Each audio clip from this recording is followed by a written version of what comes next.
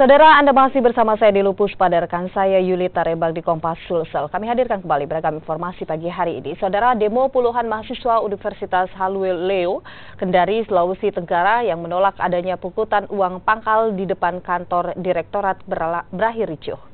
Beberapa mahasiswa terlibat saling dorong dan nyaris baku hantam dengan pihak keamanan kampus saat akan melakukan pembakaran ban bekas.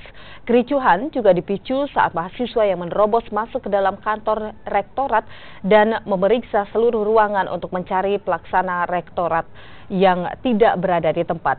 Mahasiswa menolak dan meminta rektorat untuk segera membatalkan penarikan uang pangkal yang dinilai sangat membebani para mahasiswa baru.